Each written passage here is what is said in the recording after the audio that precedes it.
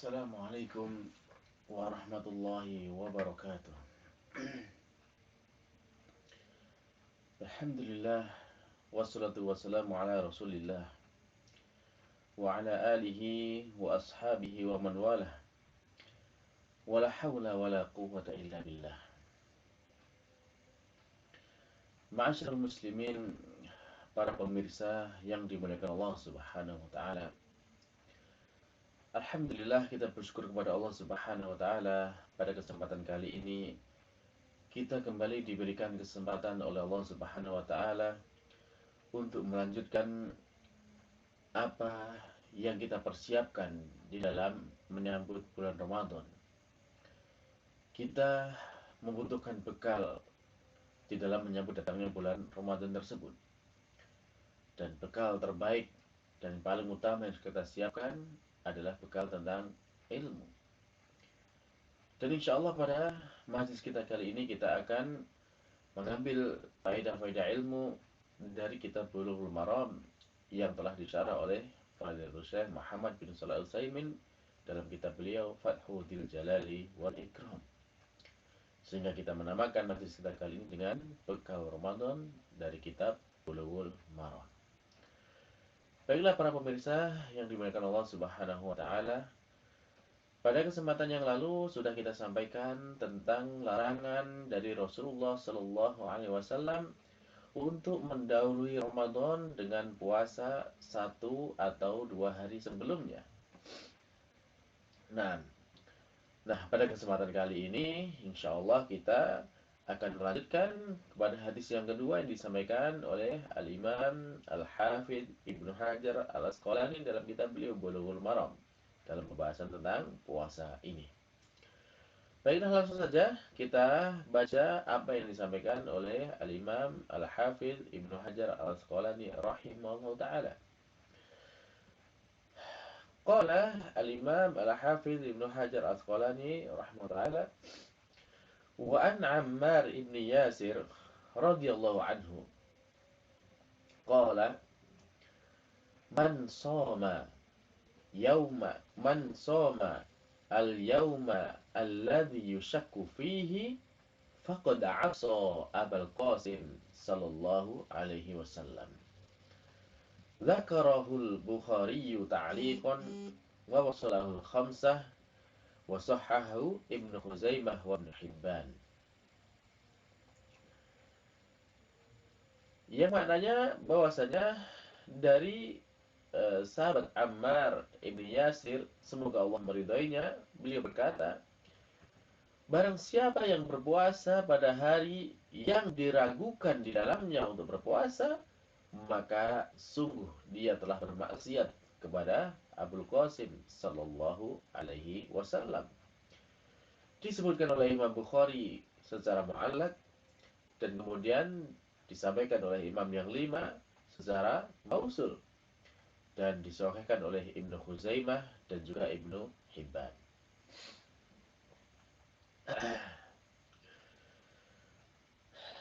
Baiklah para pemirsa yang dimuliakan Allah Subhanahu wa taala, maka dari hadis ini Fadilatul Syekh Muhammad bin Shalih Al-Utsaimin rahimahullah taala memberikan penjelasan kepada kita. Yang pertama, hadis ini disebutkan oleh muallif, yakni Al-Imam Al-Hafidh Ibnu Hajar Al-Asqalani rahimahullah taala, bahwasanya beliau menyebutkan bahwa Imam Bukhari meriwayatkan hadis ini secara mu'allaq. Adapun imam yang 5, yang mana mereka itu adalah Imam Ahmad, kemudian Imam Abu Dawud, Imam Tirmidzi, Imam Nasa'i dan juga Imam Ibnu Hibban. Imam Ibnu Majah. Maka mereka berlima ini meriwayatkan hadis ini secara mausul sampai kepada ya dengan sanadnya. Dan Imam Bukhari apabila beliau menyampaikan sebuah hadis secara mu'allaq tanpa disertai sanad, akan tetapi di sana ada kabar yang disampaikan dalam dalam sighah jazm. Jadi di situ ada penekanan di dalamnya, maka ini menurut Imam Bukhari adalah hadis yang sahih.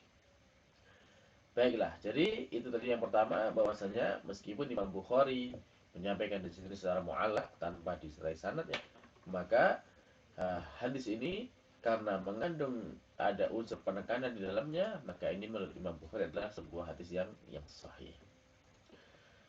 Baik, kemudian yang kedua,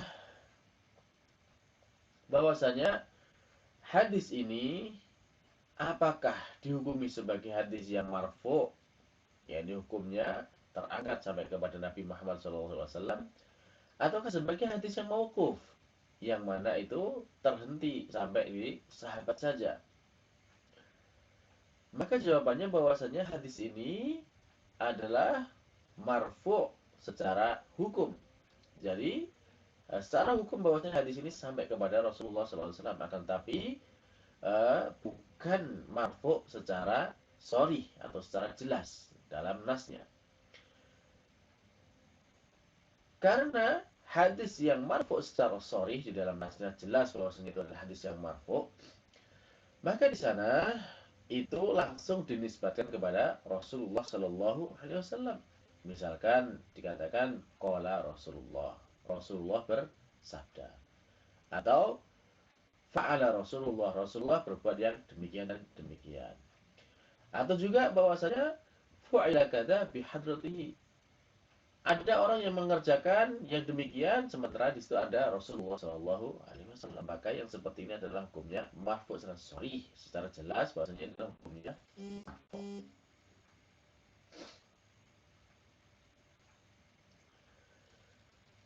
Adapun apabila di sana dikatakan oleh sahabat yang meriwayatkan hadis, misalkan sahabat mengatakan diberikan rukhsah kepada kami, atau kami diperintahkan, atau kami dilarang, atau yang semacam itu, maka ini hukumnya adalah marfu, tapi marfu'nya secara hukumnya saja. Adapun secara sharih tidak marfu. Yani hukumnya adalah marfu, akan tapi bukan marfu yang sharih. Misalkan dengan hadis yang seperti ini, yang marfu secara hukum ini, maka di situ kita tidak boleh mengatakan bahwasanya itu langsung dinisbatkan kepada Rasulullah, karena memang hadisnya tidak langsung dinisbatkan kepada Rasulullah. Ya, misalkan ketika ada hadis yang seperti ini derajatnya, ini marfu secara hukum, tidak secara sharih, kita bisa mengatakan di sana bahwasanya yang bisa kita katakan terhadap hadis seperti ini bahwasanya ini adalah hukum larangan, bahwasanya perkara ini dilarang. Tapi tidak langsung kita katakan bahwa oh Rasulullah melarang yang demikian, tidak seperti itu. Tapi kita katakan bahwasanya ini adalah perkara yang dilarang. Nah,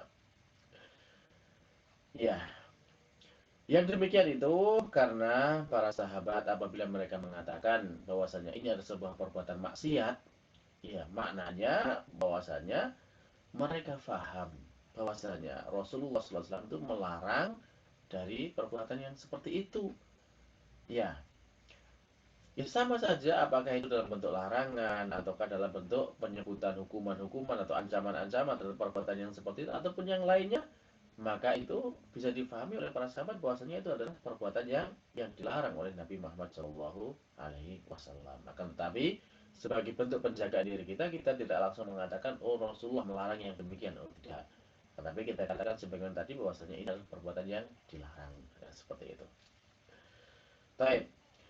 Jadi bolehlah kalau kita mengatakan bahwasanya misalnya Rasulullah itu mencela orang yang berpuasa pada hari yang diragukan.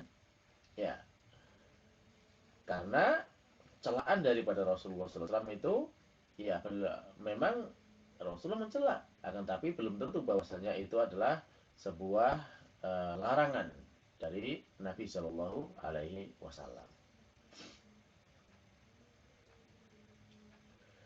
Baiklah, kemudian Syekh Muhammad bin Shalih Al-Utsaimin juga menjelaskan kepada kita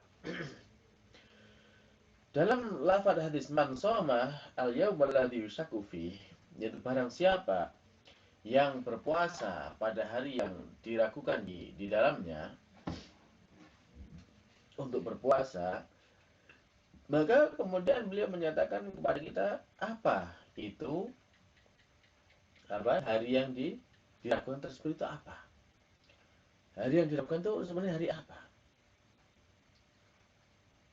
Ya, ini adalah pertanyaan dari Syekh Utsaimin rahimahullah.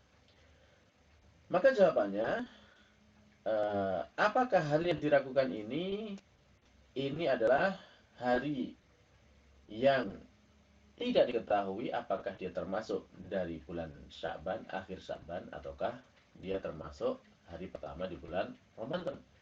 Ketika masih belum diketahui dengan jelas, maka itulah yang dinamakan dengan hari yang diragukan. Ya, apakah dia hari terakhir di bulan Sya'ban ataukah hari pertama di bulan Ramadan. Nah, dalam kondisi demikian maka inilah yang dinamakan dengan hari yang meragukan. Nah, kapan itu terjadi? Kapan terjadi hari yang diragukan ini? Maka itu terjadi pada tanggal 30 Sya'ban. Jadi terjadinya pada tanggal 30 Sya'ban. Ya. Kemudian pertanyaan berikutnya adalah, kapan tanggal 30 Sya'ban ini bisa menjadi hari yang meragukan untuk kita berpuasa? Maka di sana ada perbedaan pendapat di kalangan para ulama. Di antara mereka ada yang mengatakan bahwasanya hal ini menjadi hari yang diragukan apabila pada hari itu, maksudnya hari sebelumnya, yaitu pada hari ke-29, itu sore harinya, nah, langit itu cerah. Ya, tidak ada awan, tidak ada penghalang untuk melihat hilal. Akan tetapi pada saat itu, hilal tidak bisa dilihat. Maka disinilah kemudian ada keraguan. Mungkin bisa jadi bahwasanya besok sudah masuk Ramadan. Ya, meskipun hilal tidak kelihatan, karena mungkin saja hilal itu bisa dilihat, akan tapi kita tidak melihatnya. Misalkan seperti itu, maka ini menjadikan mereka menganggap bahwa hari ke-30 tersebut adalah hari yang meragukan. Ada juga yang mengatakan bahwasanya hari ke-30 di bulan Sya'ban tersebut menjadi hari yang meragukan. Kenapa? Apabila yaitu hari ke-30 tersebut ya terdapat penghalang. Ya, terdapat penghalang yang menghalangi untuk melihat hilal. Misalkan di antara mereka yang meru'yah hilal itu terdapat ada awan atau kabut atau asap misalnya seperti itu, atau gunung yang menjulang tinggi, sehingga mereka tidak bisa untuk melihat, ya, di tempat munculnya hilal itu tidak kelihatan oleh mereka, hilal itu tidak nampak oleh mereka, ataupun dengan penghalang-penghalang yang lainnya yang menjadikan mereka tidak bisa melihat hilal tersebut. Maka dari kedua pendapat tersebut, ya, yang dibenarkan adalah yang kedua, yaitu ketika di hari ke-29 sore, kemudian di sana saatnya untuk melihat hilal ternyata ada penghalang, nah maka barulah di situ hari ke-30-nya menjadi hari yang meragukan. Karena kalau kita mengikuti pendapat yang pertama tadi, bahwasanya meskipun itu cerah tapi tidak terlihat hilal, nah kemudian dianggap di sana bahwasanya itu sebagai hari yang meragukan, ya, maka ini hanya berdasarkan kemungkinan saja. Tidak ada bukti yang jelas, bukti yang nyata. Dan ini menyelisihi hukum asal. Bahwasanya hukum asalnya adalah terlihat, ya masuk ke Ramadan, tidak terlihat, ya tetap sahabatnya jadi 30. Dan kita, ketika kita sudah kemudian melihat, ya berusaha meru'yah hilal pada tanggal 29 itu, dan kemudian di sana tidak ada penghalang yang menghalangi kita untuk melihat hilal, akan tapi hilal juga tidak terlihat. Nah, maka hukum syar'i itu yang berlaku adalah sesuai yang zahirnya saja. Zahirnya tidak terlihat, ya tidak terlihat, maka belum masuk kepada bulan baru, tapi masih tetap itu masih tetap di bulan Sya'ban. Jadi yang seperti tadi, ketika langit cerah, maka itu bukan termasuk bulan yang bukan termasuk hari yang diragukan secara syar'i. Nah, jadi yang perlu difahami bahwasanya hukum-hukum syariat itu berjalan di atas perkara yang zahir, perkara yang nampak, bukan kemungkinan-kemungkinan atau bukan perkara yang diduga-duga. Sehingga kalau kita sudah pada kondisi yang ideal untuk melihat hilal, kemudian hilal juga tidak terlihat, ya meskipun di sana juga ada banyak para pakar, para ahli yang biasa melihat hilal, yang memiliki pandangan yang tajam, yang kuat, misalkan seperti itu, dan sepakat semuanya tidak ada yang melihat hilal pada hari itu, pada sore tanggal 29 Sya'ban, misalkan seperti itu. Nah, maka ya tentunya secara hukum syar'i bahwasanya besoknya adalah tanggal 30 dan ini tidak ada keraguan.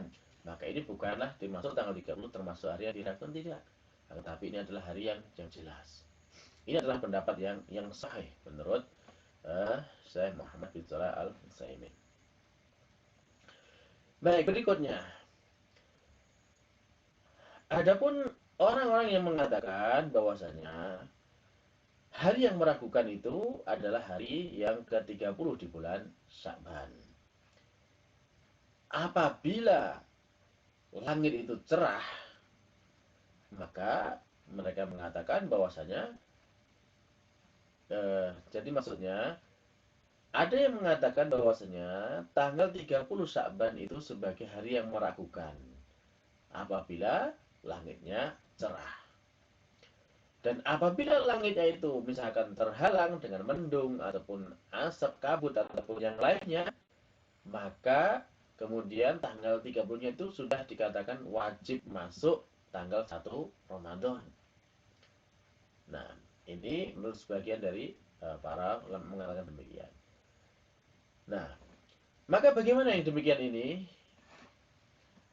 Apakah memang dibenarkan bahwasanya dengan kondisi langit yang cerah tersebut kemudian akan dihukumi bahwasanya puasa di puasa pada tanggal jadi kalau misalkan tanggal 29 Sya'ban di sana itu langitnya cerah, maka tanggal 30-nya itu menjadi hari yang diragukan. Nah, kalau misalkan tanggal 29 itu langitnya mendung atau ada penghalang yang lain, maka besoknya itu sudah menjadi wajib masuk tanggal 1 Ramadan, wajib berpuasa. Nah, bagaimana dengan yang perkataan yang seperti ini? Nah, maka perkataan seperti ini kata Syekh Muhammad bin Shalih Al-Utsaimin rahimahullah, beliau mengatakan bahwasanya ya benar, itu hukumnya adalah wajib berpuasa, akan tapi puasanya adalah puasa hati-hati. Ya, yang berdasarkan ya, hukumnya adalah puasa yang hati-hati berdasarkan prasangka, bukan hukum yang didasarkan atas keyakinan. Karena memang pada saat itu tidak dilihat hilal tersebut, tidak terlihat. Nah,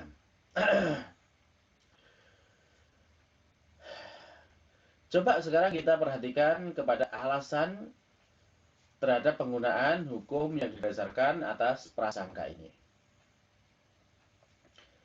Apakah dengan hukum yang dibangun atas dasar prasangka ini, kemudian kita boleh memastikan atau mengharuskan kepada semua manusia dengan menetapkan hukum syariat yang didasari atas prasangka ini?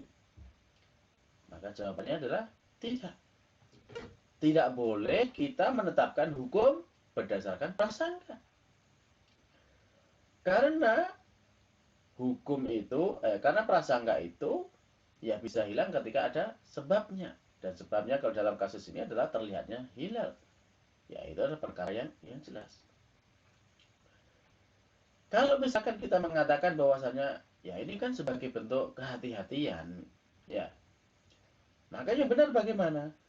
Yang benar kalau mau hati-hati justru malah jangan berpuasa.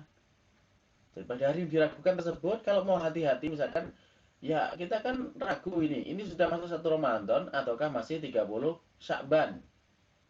Nah, kita ragu-ragu. Maka sebagai bentuk kehati-hatian kita, ya udahlah kita puasa saja. Mungkin saja ini sudah masuk 1 Ramadan. Nah, sehingga kemudian mengambil jalan mereka memilih untuk berpuasa. Ini dengan anggapan sebagai bentuk kehati-hatian. Nah, kemudian yang benar bagaimana? Yang benar bahwasanya kalau mau hati-hati dalam hari ini, hari yang diragukan ini, maka seharusnya malah justru yang benar itu malah bukan berpuasa. Kenapa demikian? Ya, karena memang yang terjadi, ya, yang pasti kalau mau hati-hati di hari itu ya tidak berpuasa. Karena hati-hati tersebut itu bisa dilakukan dengan melakukan perbuatan, melakukan amal ibadah, atau meninggalkan amal tersebut. Semua juga bisa dikatakan sebagai hati-hati.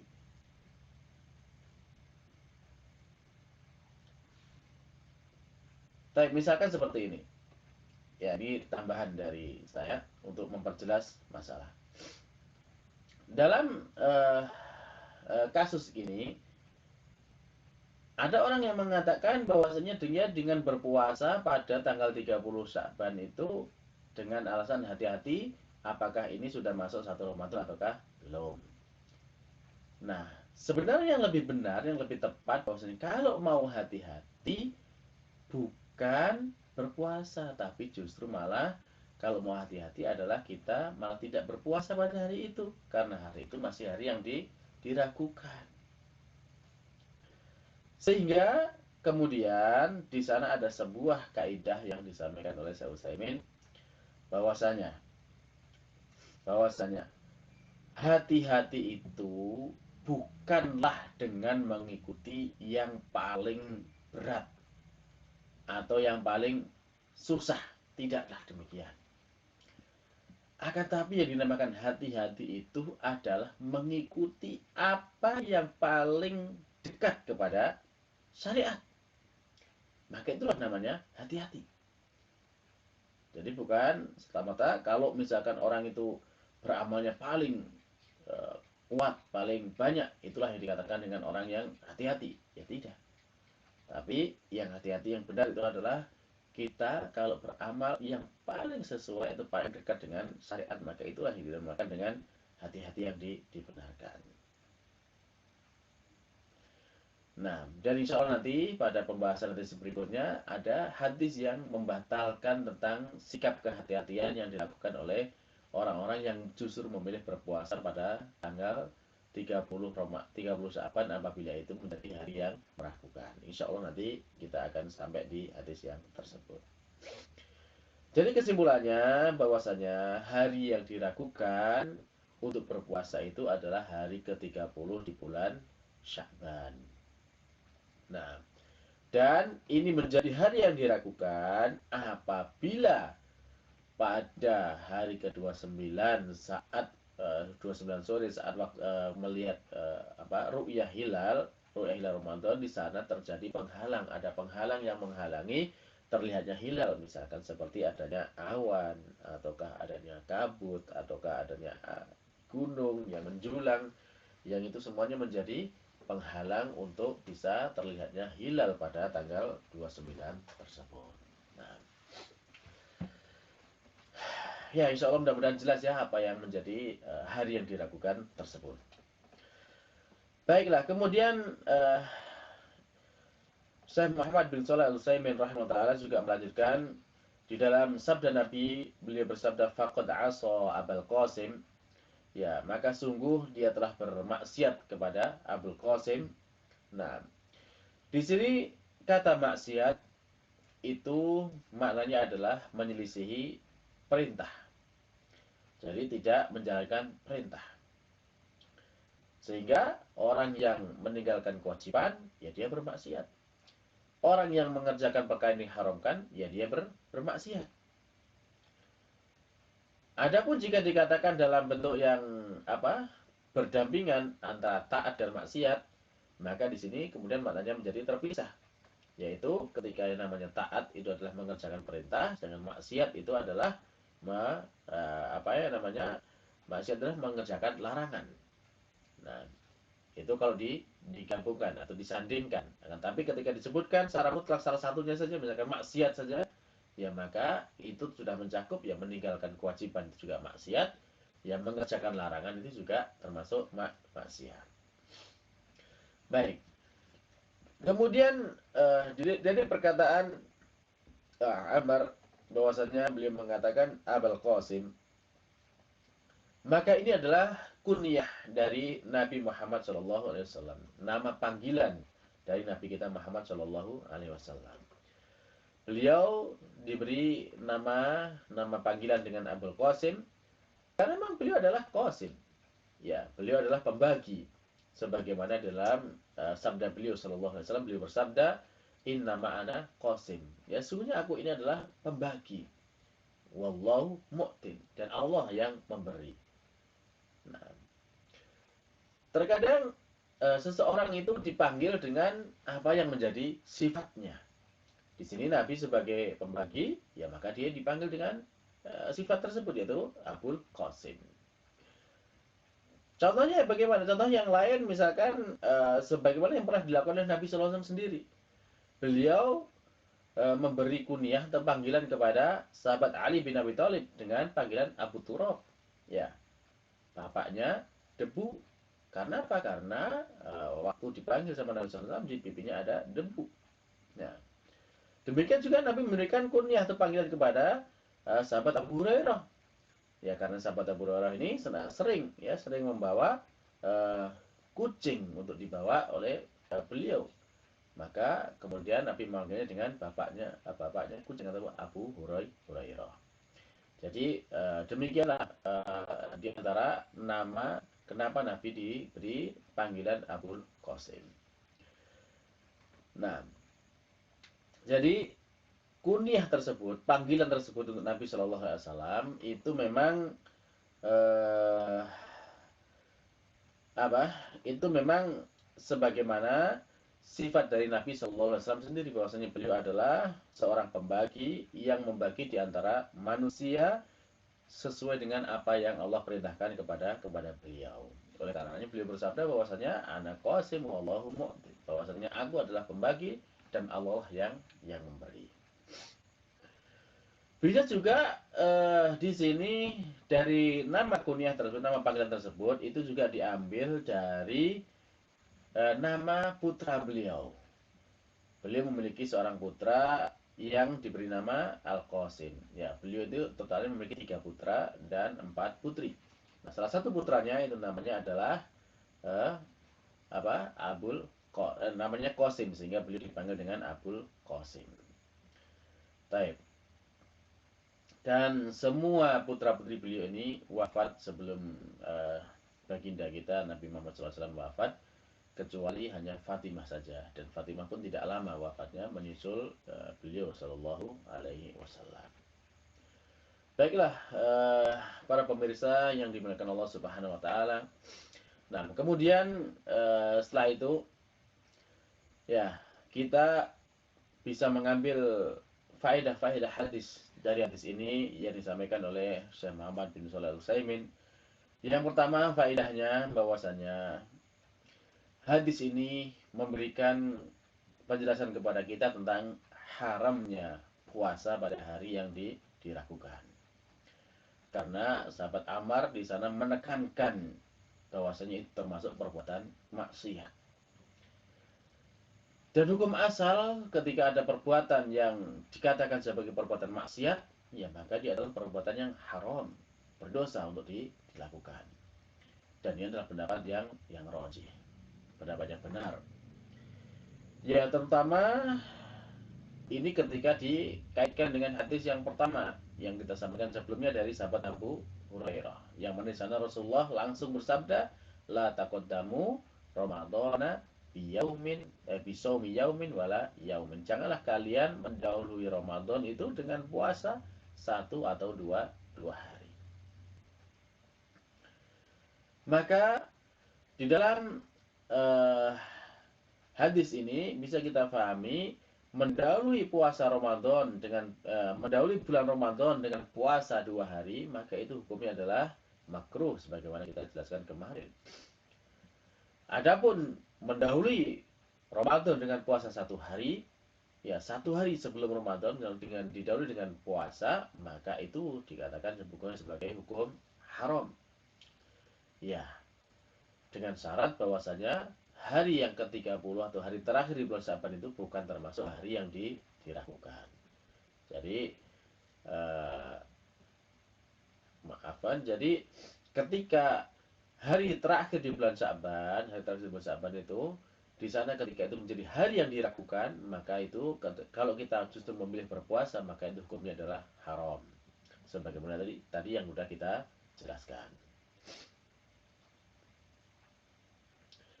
Adapun jika pada tanggal 29 Syaban yaitu langit cerah dan tidak ada penghalang untuk melihat hilal, akan tetapi hilal tersebut juga tidak terlihatan, belum nampak bagi kita, meskipun di sana juga banyak para ahli ru'yah melihatnya dan juga belum terlihat hilalnya, maka jelas bahwasanya itu hari ke-30-nya adalah hari tanggal 30 Sya'ban, tidak diragukan lagi. Itu belum masuk ke 1 Ramadan, maka ini bukan termasuk hari yang diragukan. Sehingga hukum puasa di situ tidak haram tapi makruh. Tapi itu yang pertama, faedah pertama dari hadis tersebut. Faedah yang kedua adalah boleh ketika kita menyebutkan nama Nabi Shallallahu Alaihi Wasallam itu dengan uh, sebutan yang bukan sebutan risalah, bukan sebutan kenabian atau sebutan Rasul. Jadi tidak langsung kita sebutkan sebagai nama beliau sebagai dalam hadis faqad asah Abul Qasim. Jadi sungguh dia telah bermaksiat kepada Abul Qasim. Jadi maksudnya adalah kepada Rasulullah Sallallahu Alaihi Wasallam. Ini dalam hal apa? Dalam hal khobar, dalam hal berita, ya, dalam hal menyampaikan kabar berita. Adapun ketika kita memanggil beliau Sallallahu Alaihi Wasallam, maka tidak boleh seperti ini. Harus dipanggil dengan panggilan risalah, ya, ya Nabi Allah atau ya Rasulullah, ya, seperti itu. Nah, akan ya yang boleh tadi hanya dengan panggilan afan. Jadi bolehnya itu ketika menyampaikan dalam bentuk kabar. Adapun kalau dalam bentuk panggilan maka itu tidak diperbolehkan. Baik. Kemudian kalau demikian, ketika kita menyampaikan kabar tentang Nabi Muhammad SAW, yang lebih utama bagaimana? Kita sampaikan tentang gelar beliau sebagai Nabi atau Rasul, ataukah kemudian cukup kita sebutkan namanya saja? Maka tentu yang paling utama adalah kita menyebut beliau dengan penyebutan yang itu menjadi tugas utama beliau, yaitu menjadi Rasul atau menjadi Nabi. Maka ini adalah yang lebih utama. Adapun kalau hanya menyebutkan nama itu sekedar boleh saja. Tapi yang lebih utama adalah kita sebutkan langsung dengan sifat risalahnya sebagai Rasulullah atau sebagai Nabi Allah. Yang mana dengan menyebut seperti itu, ya maka kita juga semakin mengagungkan Nabi Muhammad SAW karena kita tahu kedudukan beliau sebagai seorang Nabi ataupun seorang Rasul. Baiklah, kemudian yang ketiga, faedah dari hadis tersebut bahwasanya boleh ya, boleh kita menyampaikan kabar atau mengungkapkan hadis itu dengan maknanya, ya dengan maknanya, dan boleh juga meriwayatkan hadis itu dengan makna. Ya bagaimana seperti ini? Ya sebagaimana tadi disampaikan oleh sahabat Ammar. Ammar tidak menyebutkan langsung sabda Nabi, tapi Ammar mengabarkan tentang makna dari apa yang difahami dari ucapan Nabi Shallallahu Alaihi Wasallam. Ya, ya bisa jadi mungkin karena sahabat Ammar tidak hafal lafaz langsung dari Nabi Muhammad SAW, tapi faham betul tentang apa konsekuensi hukum dari apa yang disampaikan oleh Nabi Shallallahu Alaihi Wasallam. Baiklah, para pemirsa, mungkin sekian dulu untuk pembahasan kita di kali ini.